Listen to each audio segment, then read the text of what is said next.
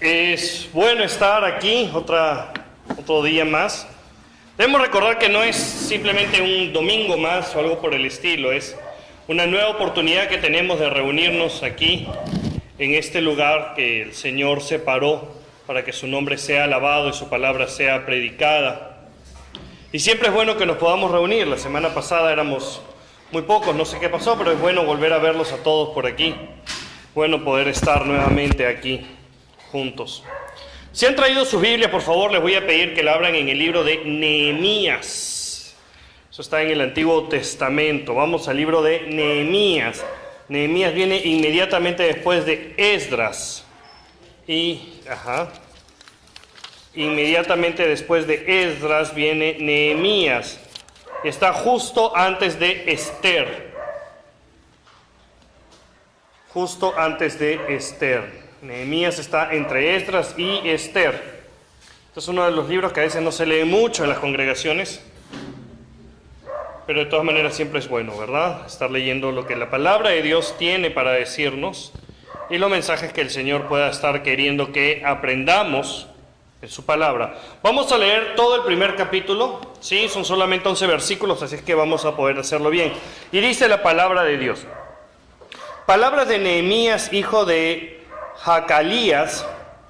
Aconteció en el mes de Quisleu, en el año 20, que estando yo en Susa, capital del reino, vino Hanani, uno de mis hermanos, con algunos hombres de Judá.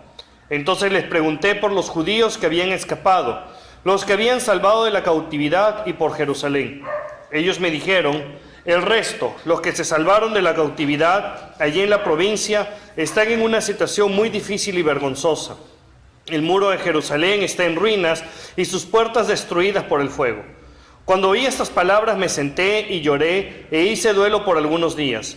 Ayuné y oré delante del Dios de los cielos y le dije: te ruego, Jehová, Dios de los cielos, fuerte, grande y temible, que guardas el pacto y tienes misericordia de los que te aman y observan tus mandamientos. Esté ahora atento tu oído y abiertos tus ojos para oír la oración de tu siervo que hago ahora delante de ti, día y noche, por los hijos de Israel, tus siervos. Confieso los pecados que los hijos de Israel hemos cometido contra ti. Sí, yo y la casa de mi padre hemos pecado. En extremo nos hemos corrompido contra ti y no hemos guardado los mandamientos, estatutos y preceptos que diste a Moisés tu siervo. Acuérdate ahora de la palabra que diste a Moisés tu siervo, diciendo: si vosotros pecáis, yo os dispersaré por los pueblos, pero si os volvéis a mí y guardáis mis mandamientos y los ponéis por obra, aunque vuestra dispersión sea hasta el extremo de los cielos, de allí os recogeré y os traeré al lugar que escogí para hacer habitar allí mi nombre. Ellos pues son tus siervos y tu pueblo, los cuales redimiste con tu gran poder y con tu mano poderosa. Te ruego, Jehová, que esté ahora atento tu oído a la oración de tu siervo y a la oración de tus siervos, quienes desean reverenciar tu nombre. Concede ahora buen éxito a tu siervo y dale gracia delante de aquel hombre. En aquel entonces servía yo de copero al rey. Mire, Nehemías es un libro muy interesante, es parte de lo que se llaman los libros históricos. Y está justamente casi ya llegando al final de los libros históricos, porque inmediatamente viene el libro de Esther. Diríamos que Nehemías es literalmente el último libro 100% histórico con respecto a lo que es Israel. Hay algunas cosas aquí que me llaman muchísimo la atención y son cosas que quiero que podamos analizar, por favor.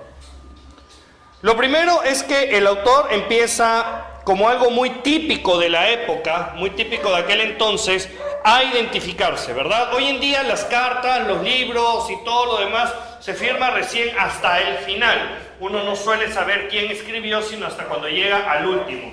Antiguamente ellos no hacían eso, ellos se identificaban inmediatamente apenas empezaba, cosa que sí se sabía perfectamente quién era desde el inicio. Otra cosa que es bastante interesante de ver es que Nehemías narra lo que sucede apenas se encuentra con compatriotas de él. Su preocupación En ese momento, él se da cuenta que él está bien, él se da cuenta que su situación está bien, pero a él lo que le importa es saber por los demás, los que se quedaron en Jerusalén, y la primera pregunta es, ¿y cómo están ellos? Ahora, inmediatamente después, cuando les dan las malas noticias, una cosa que debe llamarnos mucho la atención es la reacción de Nehemías. Dice, versículo 4, cuando oí estas palabras, me senté y lloré. La palabra de Dios ya en el Nuevo Testamento nos da la orden de que debemos reír con los que ríen y llorar con los que lloran. Algo que generalmente, siendo sinceros, no cumplimos. Algo que muchas veces no hacemos. Sabemos de algún hermano en necesidad, sabemos de gente que necesita y nos importa poco. Seamos sinceros, a veces nos importa poco. Nos concentramos más en cómo está nuestra situación. Me acuerdo en los años 80 hubo una agrupación que tocaban una especie de rock de protesta, eran Los Prisioneros, una agrupación chilena, y ellos tenían una canción que se llama Una historia sin igual. Y el coro de esta canción siempre decía, todo el mundo dice que vive sufriendo como nadie más. Cuéntame una historia original. Y siempre se me ha quedado ese coro en la mente porque es verdad. Cada uno de nosotros siempre pensamos que nuestra situación es la peor que pueda haber y la situación que pasan los demás no es tan grave, pero la nuestra sí. Y es curioso, pero cuando vamos conversando con gente, a veces podemos empezar a descubrir que nuestra situación realmente no es absolutamente nada grave en comparación, y que hay otra gente que le está pasando muchísimo peor, pero a veces somos generalmente indolentes. No nos duele, no nos molesta, no nos fastidia la situación. Nehemías, al enterarse de esta situación, se da cuenta de una cosa: no hay nada en este momento que yo pueda hacer por esta gente. Le duele la situación, pero también reconoce, se da cuenta que en ese momento no hay nada que hacer. Sin embargo, tenía algo a su favor. Y dice que cuando supo, lo primero que hizo fue hacer duelo por algunos días. El duelo generalmente lo entendemos nosotros en esta parte del mundo. Muchas veces se entiende el duelo como simplemente vestirse de negro cada vez que una persona muere. Pero en aquel entonces el duelo era un tiempo de meditación. No implicaba necesariamente vestirse de un color. Y no se hacía únicamente por causa de alguien que haya fallecido, sino era también por alguna situación dura.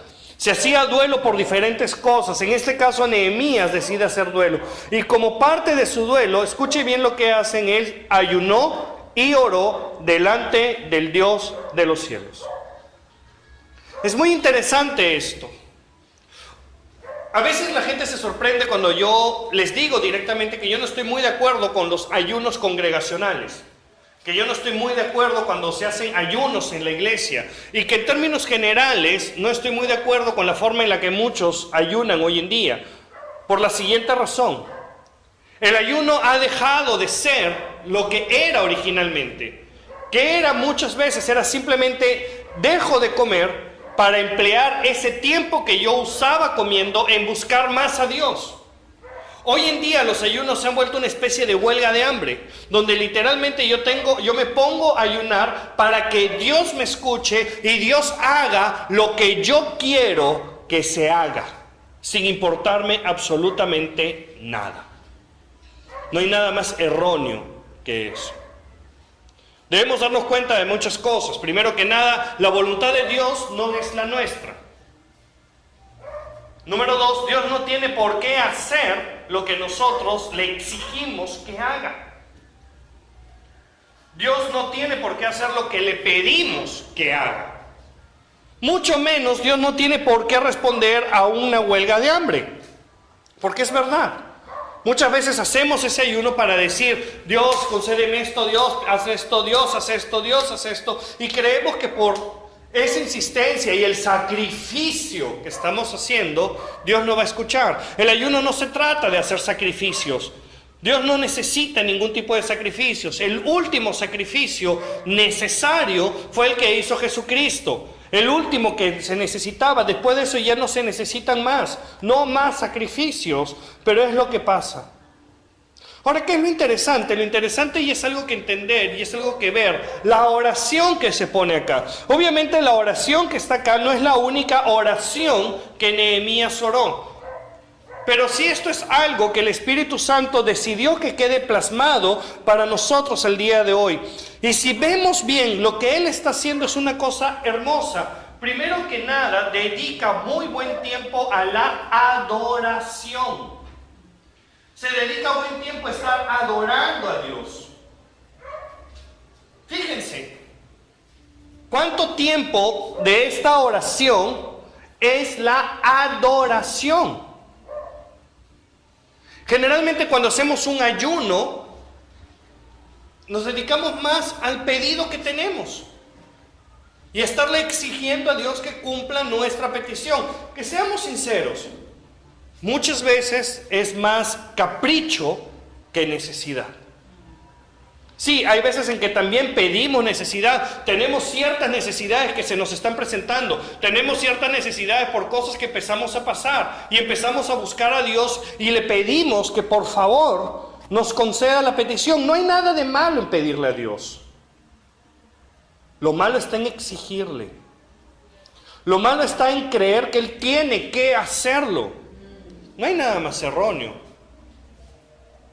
Cuando un padre tiene un hijo, el hijo no tiene por qué exigirle a su padre que haga algo por él. Cuando vienen nuestros hijos y nos exigen, no podemos hacerlo. Pero cuando nos piden, cuando vienen y nos piden sí, podemos llegar a la solicitud que ellos tienen. Venimos a la solicitud que ellos dan. Pero una exigencia no se debe dar. Nehemías empieza directamente y le pide directo: estate atento, tus oídos y abiertos tus ojos para oír la oración de tu siervo que hago ahora delante de ti día y noche por los hijos de Israel, tus siervos. Nehemías ni siquiera está haciendo un ayuno, ni siquiera está haciendo una oración clamando por él, no está pidiendo específicamente por él. Su intercesión no es una intercesión por él, es por aquellos que están. Él sabe que él está bien en comparación a los otros. Él sabe que no tiene necesidades. Él sabe que su situación no es de cuidado, no es de problema, pero los otros sí, y le duele. Y es muy interesante lo que sucede también al final del versículo 6. Dice: confieso los pecados que los hijos de Israel hemos cometido contra ti. Sí, yo y la casa de mi padre hemos pecado. En extremo nos hemos corrompido contra ti y no hemos guardado los mandamientos, estatutos y preceptos que diste a Moisés, tu siervo. Esta parte es preciosa también, porque hay algo aquí que él no hace, y eso es justificarse. No se justifica en ningún momento. No le dice a Dios: hemos fallado, pero es que lo que pasó es que no, como no te vemos, como no sabemos que estás ahí, como no respondes nuestra oración en forma audible, no tenemos cómo saber si me has escuchado o no. No le dice: es que Señor, yo desobedecí tus reglas porque no tenía otra opción, necesitaba hacer este asunto y como tú no sabía de ti, entonces lo hice. No se justificó de ninguna manera. Y mucho menos vino con un típico: Señor, todo el mundo lo estaba haciendo, entonces ya, pues yo también lo hice, pensé que estaba bien. El hombre ha sido muy bueno para querer justificarse delante de Dios por sus acciones. Y no solo eso, sino echarle la culpa incluso al mismo Dios. Alguien dijo una vez: errar es humano y más humano es culpar a otro. Y es verdad. Esto empieza desde Adán. Cuando Dios empieza a reprenderlos y les dice: ¿qué has hecho? ¿Has comido acaso del fruto que yo te dije que no lo hagas? ¿Cuál fue la respuesta de Adán? La respuesta de Adán fue: la mujer que tú me diste. Adán no le echó la culpa a Eva. Adán le echó la culpa a Dios. Directamente lo que Adán está diciendo es: mira, Señor, si tú no hubieras hecho a la mujer, nada de esto hubiera pasado. Así es que es culpa tuya. ¿Para qué la haces, pues? ¿Para qué la haces? La próxima vez no la hagas y ya está. Es básicamente lo que Adán le estaba diciendo, echándole la culpa a Dios. Después le pregunta a Eva, ¿es verdad tú has hecho esto? Y Eva directamente, también soy inocente. La serpiente me dio y yo comí. Menos mal que Dios no era como las madres que tuvimos, ¿no? Porque directamente hubiera empezado, ¡ay, qué linda! ¡Ay, qué linda! La serpiente me dio y comí. O sea que si la serpiente te decía, lánzate del puente, tú también ibas y te lanzabas del puente. ¿Verdad? Se ríe porque es así, ¿no? Esa del puente creo que todos la han dicho, ¿no? Alguna vez. ¿Qué madre no ha dicho ese lánzate del puente? ¿Alguien nunca la ha escuchado? ¿Tu mamá todavía no te dice, Daniel? Dale tiempo, dale tiempo. Ya lo va a hacer. Pero es cierto, ¿verdad? Al final, todos terminan pagando. Nehemías, cuando viene aquí, pide perdón por los pecados de su pueblo. Algo muy curioso porque no le correspondía a él hacerlo. No era deber, escuchen bien esto, no era la obligación, no era el deber de Nehemías pedir perdón por los pecados del pueblo. Era el deber del sumo sacerdote pedir perdón por los pecados del pueblo. Y no solo pedir perdón, sino hasta hacer el sacrificio expiatorio por los pecados del pueblo. Era el deber. Nehemías está tomando un deber que podríamos decir no le correspondía. Pero ¿qué sucede? Alguien tenía que hacerlo. Y nadie lo estaba haciendo. Nehemías toma sobre sí la culpa. Porque escuchen lo que dice. Él no dice, Dios, hemos pecado contra ti, perdona a tu pueblo, todos esos pecadores que han hecho mal en contra tuya. No, lo que él está diciendo es, yo, el burro por delante, y la casa de mi padre hemos pecado. Se identifica primero, yo y la casa de mi padre hemos pecado. Él no dice, la casa de mi padre ha pecado contra ti. Él no dice, tu pueblo ha pecado contra ti. Sí lo dice, bueno, que el pueblo ha pecado. Pero aquí directamente dice, yo y la casa de mi padre hemos pecado. En extremo nos hemos corrompido contra ti. No hemos guardado los mandamientos, estatutos y preceptos que diste a Moisés tu siervo. Y ojo, cuando Nehemías está hablando de los preceptos y estatutos, no está hablando únicamente de los 10 mandamientos. Hoy en día hay un movimiento bastante fuerte de judaizantes, cristianos, que quieren hacer que todo sea como Israel, que quieren realmente judaizarnos completamente. Incluso están queriendo imponer un día de reposo específicamente, celebrar fiestas judías y otras cosas más. Cosas que estarían bien si uno es judío. Pero nosotros no somos judíos, no vivimos en esa época. Y los preceptos y leyes que Dios dio a través de Moisés no son 10 mandamientos, son 613. Y más adelante, incluso el apóstol Pedro en el libro de Hechos, cuando se pone a hablar, inspirado por el Espíritu Santo, esto está en la Biblia, dice claramente que esas son leyes que ni ellos ni sus padres pudieron guardar. David también, inspirado por el mismo Espíritu Santo, en el Salmo 119, le dice a Dios que su ley es fácil. Pero si revisamos la vida de David, David tampoco pudo cumplirla, a pesar de que podría haber dicho es fácil. No pudo. Solo un ser humano logró cumplir a cabalidad los 613 preceptos que tiene la ley de Dios. ¿Y cuál fue la recompensa? La crucifixión. Los demás no podemos. Y dice bien claro, no se pudo. Ahora miren, lo que viene a continuación no es una exigencia de parte de él. No es una exigencia de Dios, ya está, ya te adoré, ya confesé el pecado, ahora sí, papito, a hacer lo que yo quiero. No. Lo que viene y le dice es, miren el versículo 8. Acuérdate ahora de la palabra que diste a Moisés tu siervo. Acuérdate de tu palabra. Acuérdate de tu palabra. No de la palabra de Nehemías. Nehemías entendía que su palabra no tenía poder, pero entendía muy bien que la palabra de Dios sí tiene poder. No solo tenía, sino tiene y tendrá poder. Por eso es que le dice, acuérdate de la palabra. Si vosotros pecáis, yo os dispersaré por los pueblos. Hecho. Pero si os volvéis a mí y guardad mis estatutos y los ponéis por obra, aunque vuestra dispersión sea hasta el extremo de los cielos, y de allí os recogeré y os traeré al lugar que escogí para hacer habitar allí mi nombre. Entonces lo que Nehemías está diciendo es simplemente: Dios, tú diste esta promesa. Esta es una promesa que tú diste. Ahora yo te pido que la cumplas. Yo estoy asumiendo el pecado del pueblo, yo estoy pidiendo perdón en nombre del pueblo. Algo que de pronto nuevamente no le correspondía a Nehemías, pero alguien tenía que hacerlo. Nadie lo estaba haciendo.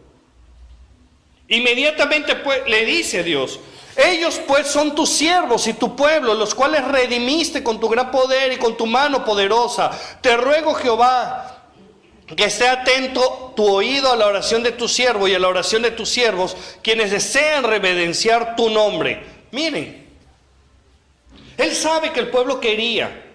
Los que se quedaron estaban dolidos, estaban realmente mal. ¿Por qué? Porque cuando muchos de los que se quedaron pudieron ver algo magnífico, algo hermoso, que era el templo de Salomón. Un templo hecho con maderas finas, de las más finas, y cubierto de oro en una forma magnífica. Era un templo reluciente, era una cosa impresionante, era lo más hermoso que pudiera ver. Ahora estaba destruido, había sido realmente profanado, hecho pedazos. ¿Y qué sucedió? Todo había sido saqueado. Entonces la gente tenía la moral destruida, no tenían a dónde adorar a su Dios, a pesar de que querían.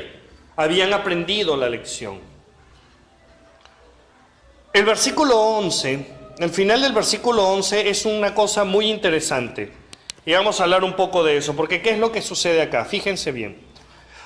Concede ahora buen éxito a tu siervo y dale gracia delante de aquel hombre. Mientras Nehemías estuvo ayunando y orando, él ideó un plan. Nehemías tenía una ventaja, tenía una posición social estratégica. Él era el copero del rey. ¿Quién era el copero del rey? No era simplemente el que le servía el vino.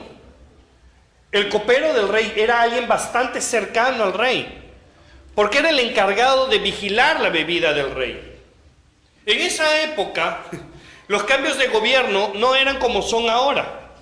Ahora los cambios de gobierno son en una forma un poco más tranquila, ¿verdad? Hay elecciones y ya está. Nosotros este año estamos a punto de pasar una etapa de elecciones para elegir alcaldes para el próximo año. Pero en esa época no había eso, no era que se elegían nuevos gobernantes. En esa época, para destituir al gobernante en curso, había que matarlo. Y generalmente lo mataban con arma blanca, ya sea un cuchillazo o un espadazo, o lo envenenaban. Y el copero era justo la persona de confianza, porque el copero tenía que probar los alimentos antes de que el rey los coma. El copero probaba el vino. El copero probaba los alimentos antes que el rey. Si el copero moría, el rey ya no comía nada, porque sabía que esa comida estaba envenenada. Entonces era un puesto de mucha confianza. El rey le tenía mucho aprecio. El tipo estaba sacrificando, arriesgando su vida cada vez que el otro comía, literalmente hablando. ¿Y qué hubiera pasado si al rey se le antojaba comer 5 veces al día? No, es en serio, ¿sí? Imagínense, estar arriesgando tu vida 5 veces al día por un tipo. Era de vida o muerte el trabajo. No era simplemente seleccionar el vino, ¿no? No es como ahora, que los mayordomos, por ejemplo, los catadores, sí, lo único que tienen que hacer es verificar el buen vino, verificar la buena comida, que todo está bien, que de pronto que tenga buen sabor. Pero nada más. Nehemías se la jugaba.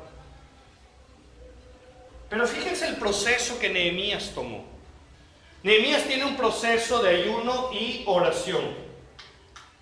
Nehemías tiene ese proceso primero de buscar a Dios, primero adorar a Dios, después confesar el pecado, después interceder por el pueblo confesar el pecado, recordarle a Dios su promesa, interceder por el pueblo y finalmente interceder por él para que haya gracia delante de la persona adecuada. Demos gracias a Dios que Nehemías no era un cristiano de esta época, porque estoy seguro lo hubiera hecho exactamente al revés. ¿Qué es lo que solemos hacer nosotros cuando tenemos un problema? Viene la pregunta, ¿solemos ir primero a Dios a buscar en Él, a adorarle? Por norma general no. Sobre todo si vamos a tener la influencia que tenía Nehemías. ¿Qué es lo primero que vamos a hacer? Ir donde la persona que conocemos. Oye, ya pues, hazme este favor. Si lo conocemos y tenemos buena relación, ni siquiera oramos. Nada, nos olvidamos de orar, no oramos. No metemos a Dios en el asunto para nada, porque sabemos que tengo muy buena confianza. No, es que es mi amigo, me va a hacer este favor, oye, me está gauchada, ya pues. Ya listo, loco, no te preocupes, yo te hago el favor, ya después arreglamos. Listo, brother, te invito un cevichito después, ya listo, se acabó. ¿Sí o no? Es así. De repente, si no conozco a la persona, ahí recién en ese momento se me va a ocurrir orar. Ay, Diosito, ayúdame, por favor, que me diga que sí, que me diga que sí, que me diga que sí, que me diga que sí, ¿no? Estamos como quinceañero a punto de declararse por primera vez. Que me diga que sí, que me diga que sí. Y estamos en ese punto, ¿verdad? Tomemos el ejemplo de Nehemías y tomémoslo en serio. Nehemías se dolió primero, haciendo ya un resumen del mensaje. Nehemías atento a las necesidades de sus hermanos, que suponía que no estaban bien. Pregunta cómo están, se entera de su situación, se duele y decide buscar a Dios. Pero el primer paso de él en ayuno y oración es alabar a Dios. Él lo primero que hace es concentrarse en alabar a Dios. Número 2, en confesar su pecado, sin justificarse. Y si tampoco con una actitud que me importista, ¿no? Que a veces tenemos, ya pues Dios pequé, pues ya pequé, ya.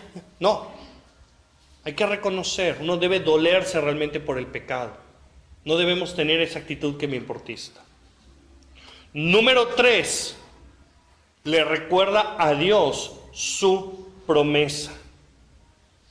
Dios, tú prometiste esto. Te pido que por favor cumplas lo que tú prometiste. Haciendo un pequeño paréntesis, en este resumen recordemos, es una promesa de Dios. No una promesa que vino un fulano cualquiera diciendo, Dios dice tal cosa. Yo no sé si les comenté, pero por ahí entre comillas, profeta, le dijo a mi esposa una vez, Dios dice que muy pronto vas a tener un auto. ¿Ya han pasado qué? ¿2 años? Año y medio. Viene la pregunta, ¿cuánto espacio de tiempo es muy pronto? Muy pronto, ¿qué es muy pronto? Para un niño como la edad de mi hijo Daniel, muy pronto va a ser 5 minutos de televisión, que le digo después, o después de 2 horas de televisión, ya apaga el televisor. No, muy pronto, me lo estás diciendo. ¿Qué cosa es muy pronto? Muy pronto es una cosa muy vaga. No es una promesa de Dios. Y entendemos eso. Fue la promesa de una persona diciendo que Dios estaba hablando otra vez. Y ya vemos, nunca se cumple. Y no se va a cumplir porque no es una promesa de Dios. En cambio acá Nehemías le pide a Dios, esta es tu promesa, tú la dijiste, esto viene de ti. Y se hace. Tercero, el punto siguiente, intercede directamente por ellos. Ellos pues son tus siervos y tu pueblo, los cuales redimiste. Y finalmente, miren, deja hasta el final y dame gracia delante de esta persona. Pero fíjense, ¿no? Concede ahora buen éxito a tu siervo y dale gracia delante de aquel hombre. Nada más. No se queda orando media hora para que el otro sí se le ablande el corazón, como a veces hacemos, ¿no? Ay, Diosito, por favor, que se le ablande el corazón, que cuando yo llegue me acepte, y cuando me vea que haya yo gracia delante de sus ojos, y Señor, ayúdale a que escuche todo lo que yo le tengo. No, no se queda así como nos quedaríamos nosotros. Él se concentra más en lo importante. Se concentra en el Señor. Se concentra en lo que causó que la desgracia pase.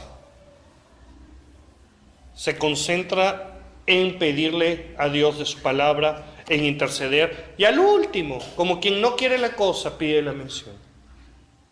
Mis hermanos, este es el ejemplo perfecto de lo que nosotros deberíamos estar haciendo cada vez que tenemos una necesidad.